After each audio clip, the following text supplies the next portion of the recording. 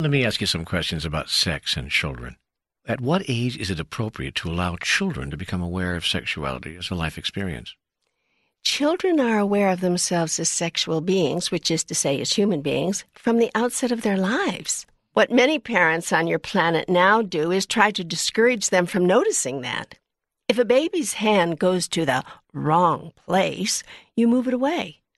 If a tiny child begins to find moments of self-pleasure in its innocent delight with its own body, you react in horror and pass that sense of horror on to your child. The child wonders, what did I do?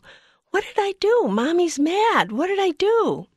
With your race of beings, it has not been a question of when you introduce your offspring to sex. It has been a question of when you stop demanding that they deny their own identity as sexual beings.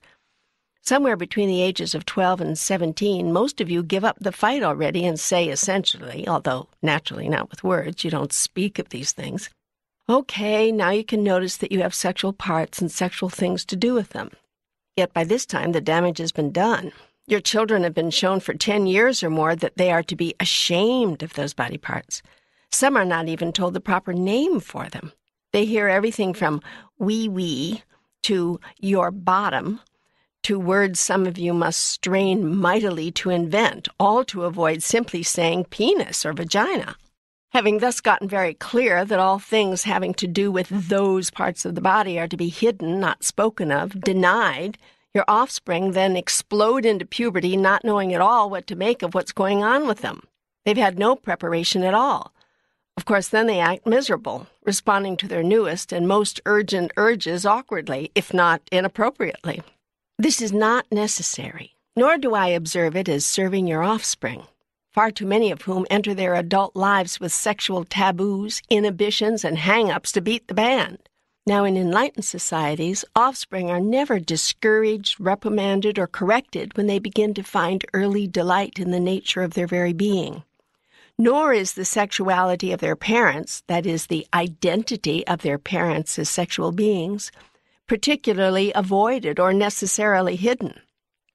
Naked bodies, whether of the parents or the children or their siblings, are seen and treated as being totally natural, totally wonderful, and totally okay, not as things of which to be ashamed. Sexual functions are also seen and treated as totally natural, totally wonderful, and totally okay. In some societies, parents couple in full view of their offspring. And what could give children a greater sense of the beauty and the wonder and the pure joy and the total okayness of the sexual expression of love than this? For parents are constantly modeling the rightness and wrongness of all behaviors, and children pick up subtle and not-so-subtle signals from their parents about everything through what they see their parents thinking, saying, and doing. As noted earlier, you may call such societies pagan or primitive, yet it is observable that in such societies, rape and crimes of passion are virtually non-existent. Prostitution is laughed at as being absurd, and sexual inhibitions and dysfunctions are unheard of. While such openness is not recommended just now for your own society, in all but the most extraordinary of settings, it would no doubt be far too culturally stigmatizing, it is time that the so-called modern civilizations on your planet do something to end the repression, guilt, and shame which too often surrounds and characterizes the totality of your society's sexual expression and experience. Suggestions? Ideas? Stop teaching children from the very beginning of their lives that things having to do with the very natural functioning of their bodies are shameful and wrong.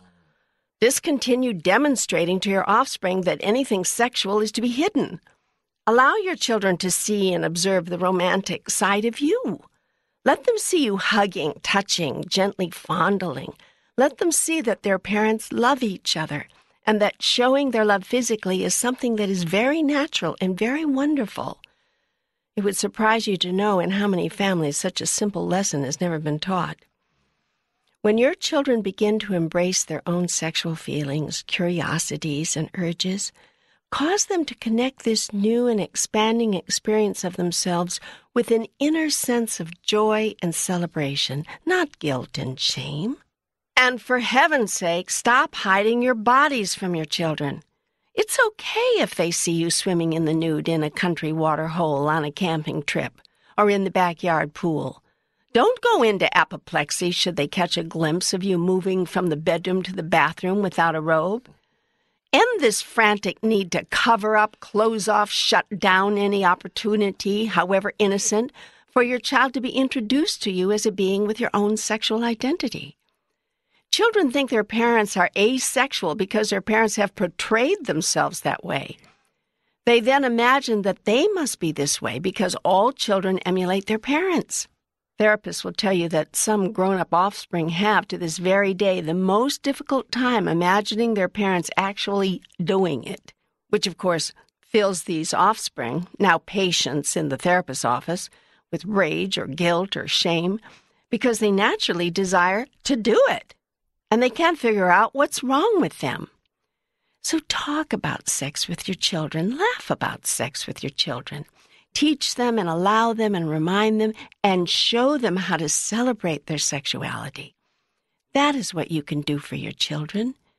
And you do this from the day they are born, with the first kiss, the first hug, the first touch they receive from you, and that they see you receiving from each other.